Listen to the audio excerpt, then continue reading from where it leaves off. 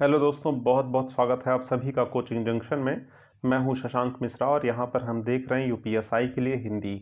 हमने हिंदी की क्लासेस में यहां पर संधि कंप्लीट कर लिए हैं 3 पार्ट्स में। जिसमें पहले पार्ट्स में हमने देखा था स्वर संधि, दूसरे पार्ट में हमने देखा था व्यंजन और तीसरे में हमने विसर्ग संधि। हमने उन सबको डिटेल में देख लिया है और वो हमारा पूरा का पूरा संधि का टॉपिक खत्म हो गया है। आज के इस क्लास में हम समझेंगे, इस क्लास में हम देखेंगे संधि से संबंधित महत्वपूर्ण प्रश्नों को जो आपके परीक्षा में संभावित हैं, जो परीक्षा में आपके पूछे जा सकते हैं। यहाँ पर जो प्रश्न है वह जो है चुने हुए प्रश्न हैं जो आपके परीक्षाओं में पूछे गए हैं, या तो यहाँ पर जो संभावित हैं, जो आने के जिनकी संभावना अधिक है। तो इन प्रश्नों को यहाँ पर हम समझने का प्रयास करेंगे। व्याख्यात्मक ढंग में हम एक एक प्रश्न को यहाँ पर समझेंगे। आपको करना क्या है कि यहाँ पर उत्तर सुनने से पहले, उत्तर पाने से पहले आपको क्या है, यहाँ पर उत्तर देने का प्रयास करना है। खुद भी आप प्रयास करें कि किसी भी प्रश्नों को हल कर सकें। तो प्रत्येक सही उत्तर पर आप जो है खुद को 2.5 अंक दे सकते हैं। यहाँ पर खुद को अलॉट करें 2.5 अंक और खुद का मूल्यांकन करें। इस पूरे टेस्ट सीरीज के बाद में, इस पूरे प्रश्नों की सीरीज के बाद में खुद का मूल्यांकन करें कि आपकी पढ़ाई की जो दिशा है वो किस तरफ चल रही है, आप ठीक से जो है प्रश्नों को सॉल्व कर पा रहे हैं या नहीं। अगर नहीं कर पा रहे हैं तो फिर से आपको रिवीजन करने की आवश्यकता है, चीज़ों को रिवाइज करें ठीक से। तो चलिए शुरू करते हैं आज का अपना ये टॉपिक, जिसमें हम जो है महत्वपूर्ण प्रश्नों को यहाँ पे, संधि से संबंधित जो महत्वपूर्ण प्रश्न है उनको यहाँ पे समझने का प्रयास करेंगे। तो जो आज का हमारा जो पहला प्रश्न है वह कहता है कि ज्ञानोदय में प्रयुक्त संधि है। ज्ञानोदय में कौन सी संधि है, आपसे ये पूछा जा रहा है। तो ज्ञानोदय में कौन सी संधि है? स्वर संधि, व्यंजन संधि, विसर्ग संधि या इनमें से कोई नहीं। तो सही उत्तर देने का प्रयास करना है आपको। वीडियो को पॉज करें और आप जो है यहाँ पर सही उत्तर ढूंढने का प्रयास करें। तो सही उत्तर जो हमारा है वह है स्वर संधि। ज्ञानोदय का जो ज्ञानोदय कौन सी संधि है? ज्ञानोदय में स्वर संधि है। अब ज्ञानोदय में स्वर संधि कैसे है? ज्ञानोदय में जब हम ज्ञानोदय का संधि विच्छेद करेंगे तो क्या हो जाएगा? ज्ञान प्लस उदय। यहां पर ज्ञान प्लस उदय हो जाएगा और यहां पर नौ में कौन सा स्वर है? अ है, छोटा अ। और यहां पर यह जो है ऊ है। तो यहाँ पर दो स्वर आपस में मिले हुए हैं, अ और ऊ। जब दो स्वर आपस में मिलते हैं तो क्या हो जाता है? स्वर संधि हो जाता है। यहाँ कौन सी संधि हो जाती है? दो स्वर संधि हो जाती है। और आ और ऊ मिलकर क्या बनाएंगे? ओ बनाएंगे। यहाँ पर ओ बन गया, जिस वजह से यह क्या हो गया? ज्ञान उदय हो गया। ज्ञान धन उदय। यहाँ पर ओ की मात्रा क्यों आई है? कहें कि अ और ऊ जो है मिलकर क्या बनाए हैं? ओ बनाया हुआ है। इस वजह से यहाँ पर ज्ञानोदय हो गया। और ये हमारी संधि जो है वह स्वर संधि है। स्वर संधि में यह कौन सी संधि है? जब अ उ मिलकर ओ बनाते हैं तो यह कौन सी संधि होती है? गुण संधि होती है। तो यहाँ पर स्वर संधि में कौन सा संधि है? ये हमारा गुण संधि होगा। और मैंने आपको बताया था, जब आपको एक चोटी यहाँ पर दिखे तो आप तुरंत बताएंगे कि यह कौन सी संधि है? गुण संधि है। अगर दो चोटियां ऐसे आपको दिखने लगे तो कौन सी संधि हो जाएगी? वृद्ध संधि हो जाएगी। तो यहाँ पर हमने देख लिया ज्ञानोदय में कौन सी संधि है? स्वर संधि। अब हम चलते हैं अपने अगले प्रश्न पर। हमारा जो अगला प्रश्न है वो यह है कि निम्न शब्दों में किसमें विसर्ग संधि है? अतएव, नरेंद्र, सज्जन, सदैव। इन चारों में किसमें जो है यहाँ पर विसर्ग संधि है? हमने विसर्ग संधि के क्लास में आपको ये सारी चीज़ें बताई हुई हैं। अगर आपने संधि के टॉपिक्स अभी तक नहीं देखे हैं, क्लासेस अभी नहीं की हैं, तो आप जो है जाकर यहाँ से संधि के क्लासेज आप यहाँ पर कर सकते हैं, देख सकते हैं। सारे जो है क्लासेज यहाँ पर उपलब्ध हैं। तो वहाँ पर आपकी चीज़ें डिटेल में वहाँ पे पढ़ाई गई हैं, आपको सारी चीज़ें वहाँ पे आप जाके इस चीज़ों को क्लियर कर सकते हैं। तो यहाँ पर प्रश्न पढ़ें फिर से। निम्न शब्दों में से किसमें विसर्ग संधि है? विसर्ग संधि किसमें है यह हमको बताना है। अतएव में है, नरेंद्र में है, सज्जन में है या सदैव में? तो हमारा जो सही उत्तर है वह है अतएव। अतएव में हमारा कौन सा संधि है? विसर्ग संधि। तो यहाँ पे अगर अतएव का हम संधि विच्छेद करें, अतः धन एव, हमारा जो सही संधि विच्छेद होगा वह क्या होगा? अतः धन एव। यहाँ पर विसर्ग है ना, इस वजह से यह कौन सी संधि हो जाएगी? विसर्ग संधि।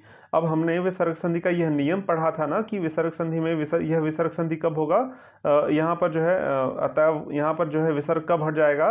जब यहाँ पर विसर्ग के पहले अ हो और बाद में कोई स्वर हो, तो यहाँ पर जो है यह विसर्ग हट जाता है। जैसे यहाँ पर क्या है? अत में अत धन एव में क्या है? यहाँ पर अ है और यहाँ पर एक स्वर है ए। तो यहाँ पर क्या होगा, यहाँ पर यह विसर्ग हट जाएगा और यह एज इट इज यह सब जो है यहाँ पर ऐसे जुड़ जाएगा, तो यह क्या हो जाएगा, अतएव। तो हमारा जो सही उत्तर है वह है अतएव। यहाँ पे विसर्ग संधि है अतएव, और यहाँ पर क्यों है, काहे कि यहाँ पर यह विसर्ग हट गया और यहाँ पर यह ऐसे ही लिख दिया गया है। तो अब हम देखते हैं हमारा अगला प्रश्न। हमारा अगला प्रश्न है कि यथार्थ में कौन सी संधि है, यथार्थ में कौन सी संधि है। यथार्थ में हमारी जो संधि है वह है दीर्घ संधि। यहाँ पर क्या है, दीर्घ संधि। अब दीर्घ संधि कैसे है, इसका हम संधि विच्छेद करते हैं। यथा प्लस अर्थ। यहाँ पर क्या हो रहा है, यहाँ पे अ है और यहाँ पर क्या है, अ है। यह दोनों मिलकर दीर्घ आ का निर्माण कर रहे हैं, और जब दीर्घ आ होगा, यहाँ पे बड़ा आ होगा, तो क्या हो जाएगा, यह दीर्घ संधि हो जाएगी। हमने दीर्घ संधि में यह समझने का हमने समझा था। तो यहाँ पर हमारा सही उत्तर क्या हो जाएगा, दीर्घ संधि। अब हम चलते हैं अपने अगले प्रश्न पर। हमारा जो अगला प्रश्न है वह है कि मतैक्य में कौन सी संधि है, मतैक्य में कौन सी संधि है। मतैक्य में कौन सी संधि है, यहाँ पे हम इसका संधि विच्छेद करें। मत धन ऐक्य।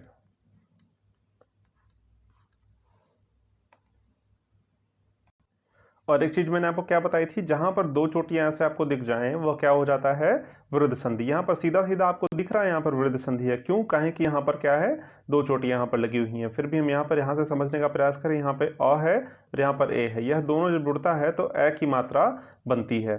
तो जब ए की मात्रा यहाँ पे अ और ए के जुड़ने से बन रही है, तो यह क्या हो जाएगा, कौन सी संधि हो जाएगी, वृद्ध संधि हमारी हो जाएगी। वृद्ध संधि का यह नियम होता है। तो हम चलते हैं अपने अगले प्रश्न पर। हमारा जो अगला प्रश्न है वो है कि निर्धन में कौन सी संधि है, निर्धन में कौन सी संधि है। यहाँ पर लिखा हुआ निर्धन, इसमें कौन सी संधि है, विसर्ग संधि, अयादि संधि, यड़ संधि या व्यंजन संधि। तो निर्धन में कौन सी संधि है, हम यहाँ पे निर्धन का संधि विच्छेद करते हैं पहले, तो हमारी चीजें क्लियर हो जाएंगी। निर्धन का जो संधि विच्छेद होगा वह क्या हो जाएगा, निधन धन।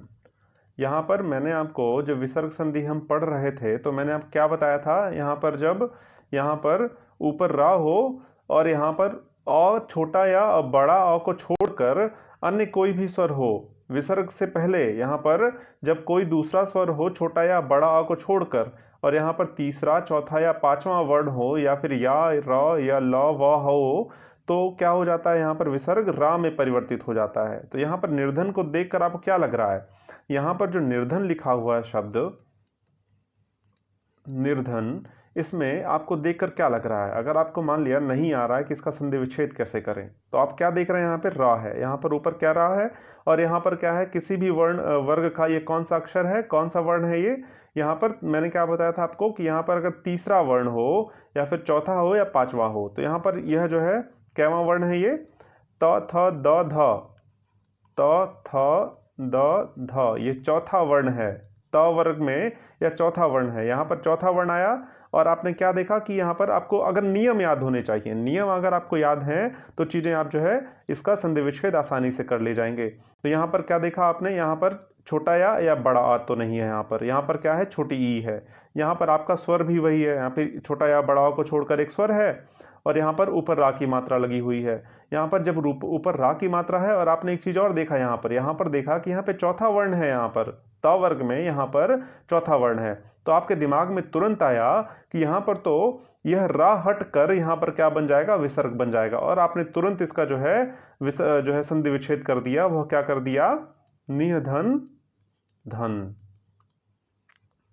और जैसे ही आपने देखा कि यहाँ का संधि विच्छेद क्या हो जा रहा है, निधन धन हो जा रहा है, और तुरंत आपने क्या उत्तर लगा दिया, विसर्ग संधि, विसर्ग संधि।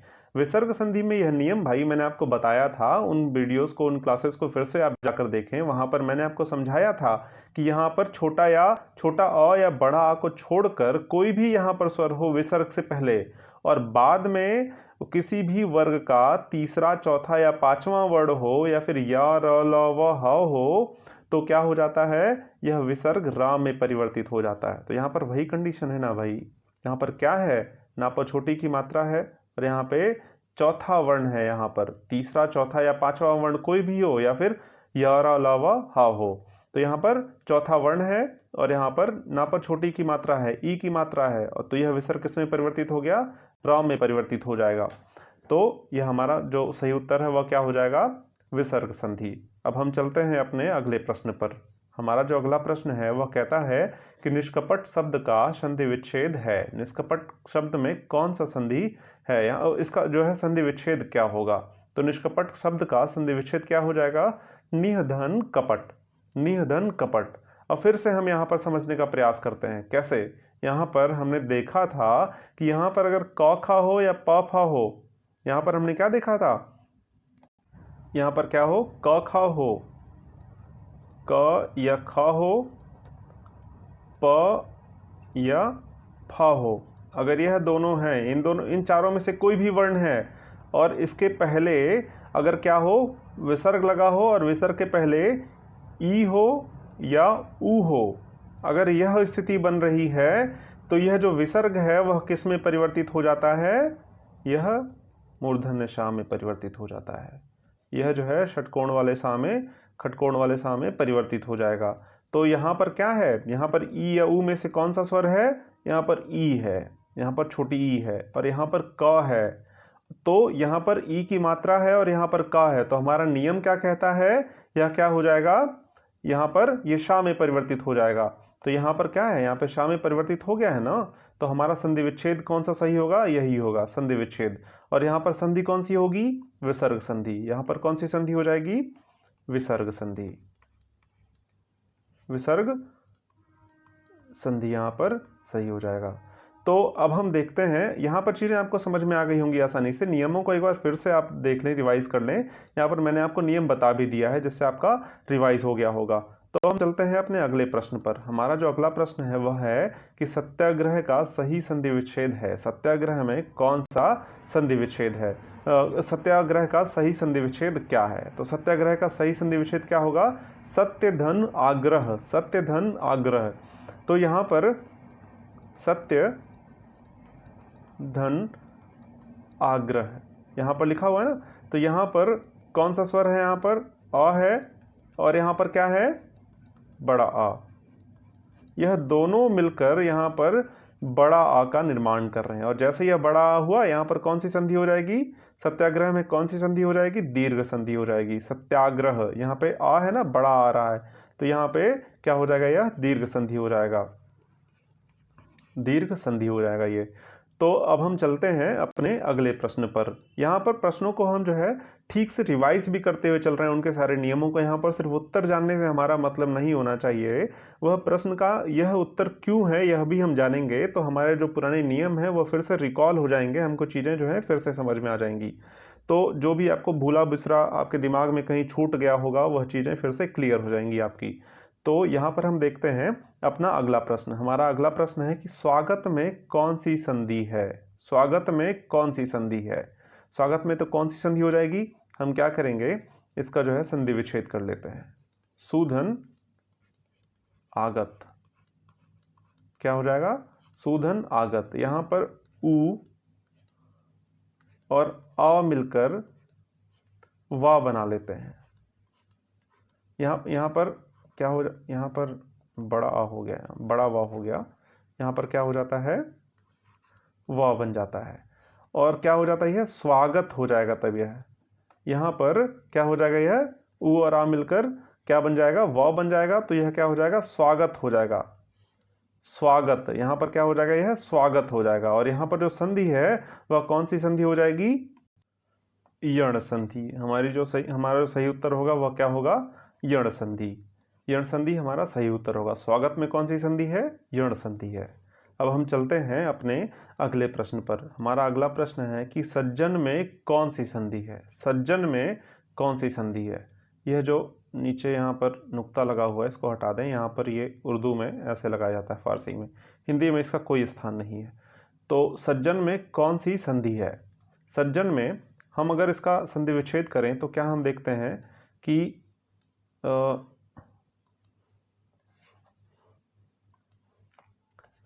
सत धन जन, यह क्या हो जाता है, सज्जन हो जाता है। यहाँ पर हमने एक नियम पढ़ा था त था हो, यहाँ पर अगर यहाँ पर त या था हो और यहाँ पे ज या झा हो, ज हो या झा हो, तो यह जो है त या था किस में परिवर्तित हो जाता है? ज में परिवर्तित हो जाता है। यह किस में परिवर्तित हो जाएगा?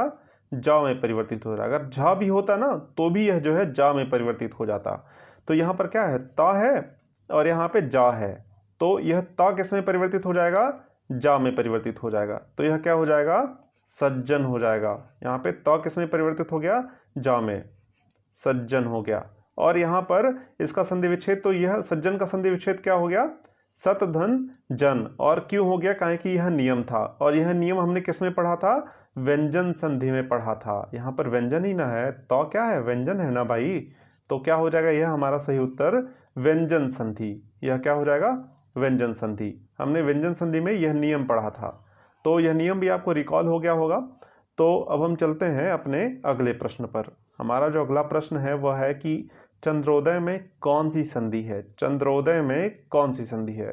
यहां पर क्या लिखा हुआ है? चंद्र धन उदय। यहां पर क्या हो गया? चंद्र धन उदय। यहां पर अ प्लस उ मिलकर क्या बना रहे हैं? ओ की मात्रा यहां पर बन रही है। तो जैसे ही आपने देखा यहां पर ओ की मात्रा है, तो आपने तुरंत क्या कहा? आपने यहां पर क्या हो जाएगा? यह गुण संधि। यहां पर क्या हो जाएगा? यह गुण संधि हो जाएगा। तो अब जो है यहां पर हम चलते हैं अपने अगले प्रश्न पर। हमारा जो अगला प्रश्न है वह क्या है? एक मिनट। यह हमारा सही उत्तर क्या है? चंद्रोदय में गुण संधि। और यह क्यों है? अ और उ मिलकर यहाँ पर ओ बन गए हैं, तो इस वजह से यह जो है चंद्रोदय हो गया। ठीक है, हाँ ठीक है, बिल्कुल। तो अब हम चलते हैं अपने अगले प्रश्न पर। हमारा जो अगला प्रश्न है वह है दुराशा में कौन सी संधि है? दुराशा में कौन सी संधि है? दुराशा में कौन सी संधि है? तो यहाँ पर इसका हम पहले संधि विच्छेद कर लेते हैं। इसका संधि विच्छेद क्या हो जाएगा? दुह धन आशा। यहाँ पर क्या हो जाएगा? दुह धन आशा। तो यह क्या हो गया? दुराशा। हमने क्या देखा था कि अगर यहाँ पर क्या हो? यहाँ पर अगर विसर्ग के पहले सिर्फ उ ही ना हो, यहाँ पर कोई भी एक स्वर हो अ को छोड़कर, यहाँ पर अ या बड़ा अ को छोड़कर कोई भी स्वर हो, यह ना हो, यह दोनों ना हो। यहाँ पर कोई भी एक स्वर हो, यहाँ पर उसके बाद विसर्ग हो, और यहाँ पर किसी भी वर्ग का तीसरा, चौथा या पांचवा वर्ण हो, या फिर या रा लावा हा हो, या फिर कोई स्वर हो, तो यह विसर्ग जो है र में परिवर्तित हो जाता है। अभी हमने पांचवा प्रश्न भी तो अपना यही देखा था ना, तो वहां पर भी हमने तो यही देखा था, यही नियम। तो यहां पर क्या देखा हमने कि यहां पर छोटा अ या बड़ा अ को छोड़कर कोई भी स्वर हो, अन्य कोई स्वर, और साथ में क्या हो? यहां पर विसर्ग लगा हो, प्लस क्या हो? यहां पर किसी भी वर्ग का तीसरा, चौथा या पांचवा वर्ण, या फिर क्या हो? या र ल व या ह हो, या तो क्या हो? कोई स्वर हो। यहां पर अगर ऐसा है, कोई भी स्वर है, तो यह क्या हो जाता है? यह विसर्ग किस में परिवर्तित हो जाएगा? विसर्ग र में परिवर्तित हो जाएगा। हमने यह देखा ना नियम में अपने। तो यह क्या हो जाएगा? दुह धन आशा। यह क्या हो जाएगा? दुह धन आशा। और यहां पर जैसे ही विसर्ग आया तो हमारा सही उत्तर क्या हो जाएगा? विसर्ग संधि। यहां पर कौन सा सही उत्तर होगा हमारा? विसर्ग संधि। और क्यों होगा हमने यह देख लिया। यहां पर विसर्ग संधि का एक नियम है यह। तो अब हम चलते हैं अपने अगले प्रश्न पर। जो हमारा अगला प्रश्न है वह कहता है कि आशीर्वाद में आशीर्वाद का सही संधि विच्छेद है। आशीर्वाद का सही संधि विच्छेद क्या है, हम यह देखते हैं। तो आशीर्वाद का जो सही संधि विच्छेद है आर्शीवाद है। आर्शीवाद। यहाँ पर क्या होगा हमारा सही उत्तर? आर्शीवाद। आप क्या करें, प्रत्येक सही उत्तर पर अपने आप को 2.5 अंक दें और जो है खुद का मूल्यांकन करें। आप कितने प्रश्नों को सही कर रहे हैं, यह जो है देखने का प्रयास करें, और कमेंट में बताएं कि जो है आपने कितने प्रश्न यहाँ पर सॉल्व कर लिए हैं, कितने प्रश्नों के सही उत्तर आपके हो रहे हैं। उस हिसाब से आपका मूल्यांकन होगा। तो यहाँ पर प्रत्येक प्रश्न पे आप अपने आप को 2.5 अंक सुनिश्चित कर लें अपने आप के लिए। तो यहाँ पर हम देखते हैं अपना अगला प्रश्न। हमारा अगला प्रश्न क्या है? सावधान में कौन सी संधि है? सावधान में कौन सी संधि है? तो सावधान का संधि विच्छेद कर लें हम पहले। सावधान में, इसको मिटा लेते हैं पहले। धन अवधान, तो यह क्या हो गया? सावधान हो गया ना। यह जो है सावधान अवधान, यहां पर अ और यहां पर क्या है? अ। यह दोनों अ मिलकर क्या करते हैं? यह बड़ा आ यहां पर बनाते हैं। तो यह क्या हो जाएगा? दीर्घ संधि। सावधान हो जाएगा ना, आ यहां पर बड़ा आ की मात्रा आ गया, तो यह क्या हो जाएगा? दीर्घ संधि हो जाएगा हमारा। तो सही संधि विच्छेद क्या हो गया? सावधान अवधान अवधान। यह क्या हो गया? सावधान। और यहां पर क्या है? दीर्घ संधि हमारा सही उत्तर हो जाएगा। अब हम चलते हैं अपने अगले प्रश्न पर।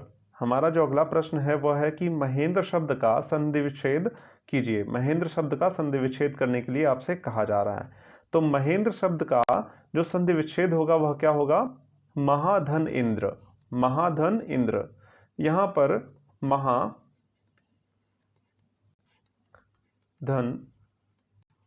इंद्र, तो यहां पर अ है और यहां पर क्या है? ई है। ई है, यह सिर्फ ई है, छोटी ई है। तो यह दोनों जब जुड़ते हैं आपस में तो यह अरे भाई, यहां पर क्या हो जाता है? ए हो जाता है। यहां पर क्या हो जाता है? यहां पर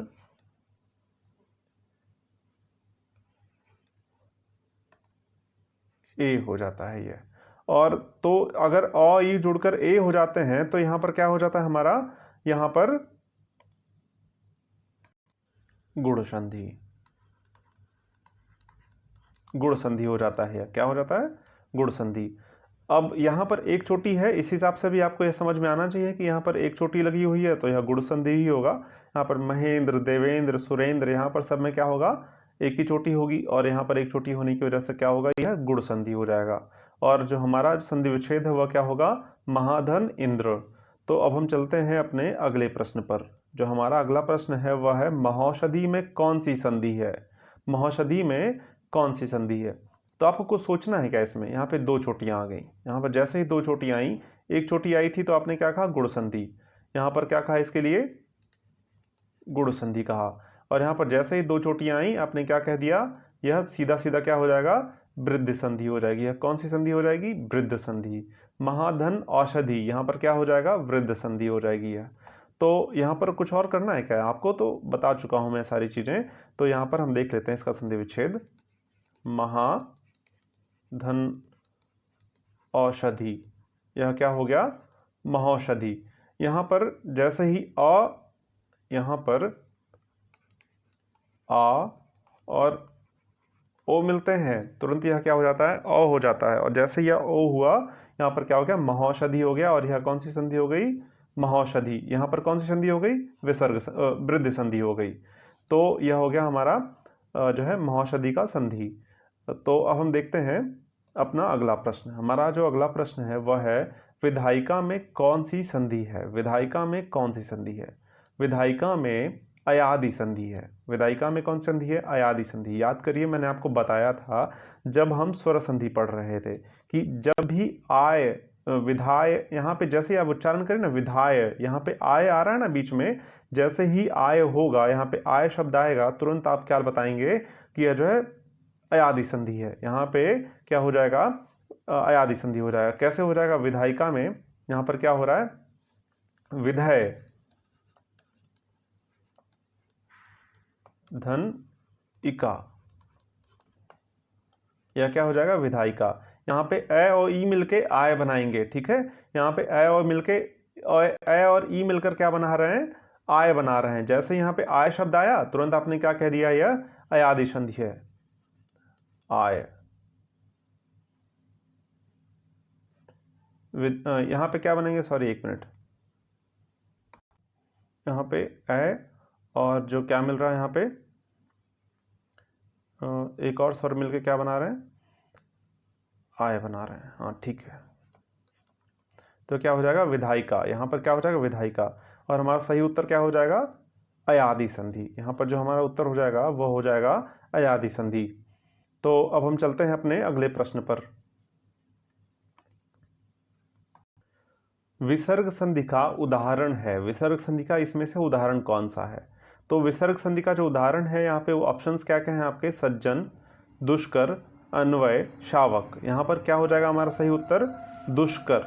दुष्कर हमारा सही उत्तर हो जाएगा। हमने देखा ना अभी थोड़ी देर पहले, दुहधन कर, दुहधन कर। यहाँ पे क खा हो या प फा हो और यहाँ पर अ छोटा अ या बड़ा अ को छोड़कर कोई भी और स्वर हो तो यह क्या हो जाता है, शा में परिवर्तित। यह विसर्ग जो है वो किस में परिवर्तित हो जाता है, शा में परिवर्तित हो जाता है। तो यहाँ पर यही ना है, विसर्ग संधि का यह उदाहरण हो जाएगा तुरंत। यहाँ पर दुष्कर लिखा हुआ है ना, दुष्कर में ऊ की मात्रा है यहाँ पर और यहाँ पे क है, यहाँ पे जैसे ही क है और यहाँ पे ऊ की मात्रा है तो यह जो है विसर्ग रहा होगा ना यहाँ पे बीच में पहले, तभी ना यह जो है मूर्धन्य सा कैसे हुआ, यह तभी ना हुआ। कैसे, जब यहाँ पे ऊ की मात्रा हो, यहाँ पे क है तो यहाँ पे कभी विसर्ग रहा होगा तभी ना। तो यह हमारा विसर्ग संधि का सही जो है उदाहरण क्या है, दुष्कर। यहाँ पर दुष्कर सही उत्तर हो जाएगा। अब हम चलते हैं अपने अगले प्रश्न पर। हमारा जो अगला प्रश्न है वह है कि गुण संधि का उदाहरण है। गुण संधि का उदाहरण क्या है। आपने पढ़ा है कि जब ओ की मात्रा हो तो वह क्या हो जाता है, गुण संधि हो जाता है। यहाँ पर ओ की मात्रा कहाँ पर है, आपको दिख रहा है यहाँ पर सी ऑप्शन में दिख रहा है, सर्वोपरि, सर्वधन ऊपरी। यहाँ पर क्या हो जाएगा, सर्वधन ऊपरी। क्या हो जाएगा हमारा, सर्वोपरि हो जाएगा। तो जैसे ही अ और ऊ मिलते हैं तो यहाँ पर ओ बन जाता है और जैसे ही ओ बना एक चोटी आपको दिखी तुरंत आपने कह दिया यह कौन सी संधि हो जाएगी, गुण संधि। कृष्णावतार, यहाँ पे दिख रहा है ना कृष्णावतार, यहाँ पे अ की मात्रा है, यहाँ पे बड़ा है ना, दीर्घ संधि हो जाएगा यह। विद्यालय, यहाँ पर क्या हो जाएगा, बड़ा आ दिख रहा आपको, जैसे ही बड़ा दिखा आपने कह दिया क्या हो जाएगा, दीर्घ संधि। रविंद्र, यहाँ पे बड़ी ई की मात्रा आ गई ना, रविधन इंद्र, यहाँ पे ई और बड़ी छोटी ई मिलकर क्या बना रहे हैं, बड़ी ई, रविंद्र कर रहे हैं ना इसको, बड़ी ई की मात्रा, इस वजह से क्या हो गया, दीर्घ संधि हो गया। यहाँ पे सब में दीर्घ संधि है, सिर्फ सर्वोपरि में क्या है, गुण संधि है यहाँ पर। तो यह चीजें आपकी यहाँ पर जो ऑप्शन जो आपका सही हो जाएगा वह क्या हो जाएगा, सी ऑप्शन, सर्वोपरि जो है गुण संधि का उदाहरण है। अब हम चलते हैं अपने अगले प्रश्न पर। जो हमारा अगला प्रश्न है वह है सरोज का संधि विच्छेद है। सरोज का संधि विच्छेद है। दोस्तों यह प्रश्न जो है आपसे अक्सर किसी न किसी परीक्षा में पूछ लिया जाता है और आप ऐसे लिटरली किसी से पूछेंगे इस प्रश्न का उत्तर तो सरोज का संधि विच्छेद वह मुश्किल से ही कर पाएगा कोई भी। तो यह इस वजह से ही आपसे जो है परीक्षा में पूछ लिया जाता है यह प्रश्न। तो जो है सरोज शब्द का जो सही संधि विच्छेद है वह क्या है, सरहधन ज, सरहधन जा, इसका सही संधि विच्छेद हो जाएगा। और यह संधि कौन सी हो जाएगी, विसर्ग संधि। विसर्ग संधि का एक नियम क्या कहता है आपसे कि यदि यहाँ पर विसर्ग के पहले, यहाँ पर विसर्ग के पहले क्या हो, अ हो और बाद में पहला या दूसरा वर्ण छोड़कर कोई भी वर्ण हो, पहला वर्ण या दूसरा वर्ण,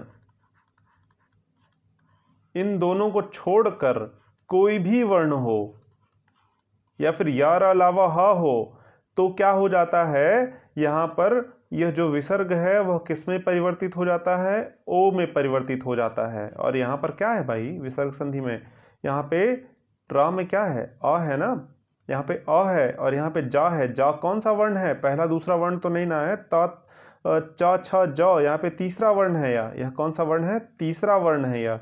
तो यहाँ पे अ के साथ यहाँ पे जा जुड़ा हुआ है, जैसे यहाँ पे लगा तो यह विसर्ग किस में बदल गया, ओ की मात्रा में बदल जाएगा। तो यह क्या हो जाएगा, सरोज। और सरोज का संधि विच्छेद क्या हो जाएगा, सरहधन जा, सरहधन जा। आपने यहाँ पे समझ लिया इसको। अब हम चलते हैं अपने अगले प्रश्न पर। हमारा जो अगला प्रश्न है वह है सतधन चरित्र मतलब सच्चरित्र किस संधि का उदाहरण है। सच्चरित्र किस संधि का उदाहरण है। तो हमने क्या पढ़ा था एक बार कि अगर यहाँ पे त हो या था हो, यहाँ पर पहले क्या हो, यहाँ पे त या था हो, अगर इसका जो है मेल मिलाप किससे हो रहा हो, च से या छ से हो रहा हो।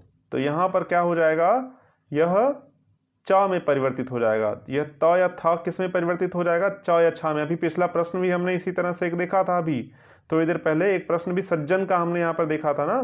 तो इसी तरह से यह भी है, यहाँ पर च या छ में परिवर्तित हो जाएगा यह। तो क्या हो जाएगा, यह त या था में किस में बदल जाएगा, च में बदल जाएगा। तो यहाँ पर क्या हो रहा है, त है ना, यहाँ पे त या था में से कौन सा शब्द वर्ण है यहाँ पर, यहाँ पर त है, यहाँ पे क्या है, च है। तो यह त किस में परिवर्तित हो जाएगा, च में परिवर्तित हो जाएगा। तो यह क्या हो गया, सच्चरित्र हो गया, सच्चरित्र। यह कौन सी संधि है, यह व्यंजन संधि है। यहाँ पे त कौन सा क्या है, यहाँ व्यंजन ही ना भाई, त के साथ कुछ और नहीं ना जुड़ा हुआ है स्वर। तो यह क्या है, व्यंजन संधि हो जाएगा। हमारा जो सही उत्तर है व्यंजन संधि। यह था संधि से यहाँ पर जो है 20 प्रश्नों का सेट था यह पूरा। अब आपको बताना है कि आपने इन 20 प्रश्नों में कितने जो है अंक हासिल किए 2.5 नंबर के हिसाब से। हर प्रश्न पर यहाँ पे 2.5 नंबर था। कमेंट बॉक्स में आप जरूर बताएं कि आपने कितने अंक यहाँ पे 2.5 अंक के हिसाब से प्राप्त किए। इस हिसाब से आप अपने आप का जो यहाँ पे मूल्यांकन करें। अब यह जो हमारा टेस्ट सीरीज था, इसमें संभावित प्रश्न काफ़ी हैं। इसमें से प्रश्न आ सकते हैं आपकी परीक्षा में, संधि से रिलेटेड अगर भी प्रश्न आते हैं तो यहाँ से प्रश्न आपके आने की संभावना है। तो यहाँ पर हम जो है संधि का यह जो अपना प्रश्नों का सीरीज था इसको ख़त्म करते हैं। एक बात और आपसे कहनी है कि यदि आप यूपीएसआई के लिए जो है तैयारी कर रहे हैं तो यूपीएसआई का केजेएफ बैच यहाँ पे ज्वाइन करें। इसमें आपको टारगेटेड बैच मिलेगा, आपका पूरा का पूरा यहाँ पे टेस्ट सीरीज मिलेगी, पीडीएफ नोट्स मिलेंगे, साथ साथ जो है यहाँ पे चीज़ें आपको एक्सपर्ट फैकल्टी से यहाँ पे चीज़ों को आपके क्लासेस में यहाँ पे डाउट्स क्लियर किए जाएंगे और यहाँ पे क्लासेस आपकी ली जाएंगी। यहाँ पे आपको ज़्यादा जानकारी के लिए इस नंबर पे कांटेक्ट करिए या फिर आप जो है विजिट करिए coaching.in पे। यहाँ पे जो आपकी फ़ीस है वो 999 रुपये रखी गई है आपके एसआई के बैच के लिए। 999 रुपये बहुत ज़्यादा नहीं होता है, यहाँ पे आप जो है इसमें जुड़ सकते हैं। तो अगर आपको अपनी सफलता को मजबूत करनी है, पक्की करनी है, तो आप केजेएफ बैच ज्वाइन करें। आप जो है कोचिंग जंक्शन के ऐप को भी डाउनलोड करके रजिस्टर कर सकते हैं। आपको करना क्या होगा, प्ले स्टोर में जाके यहाँ पर आपको जो है कोचिंग जंक्शन ऐप जो है डाउनलोड करना होगा। कोचिंग जंक्शन ऐप डाउनलोड करके वहाँ पे अपने आप को इनरोल करें और अपनी तैयारी को मजबूत करें। मेरी बहुत सारी शुभकामनाएं आपको हैं और मेहनत से पढ़िए और जो है सफलता हासिल करिए। बहुत बहुत शुभकामनाएं। धन्यवाद।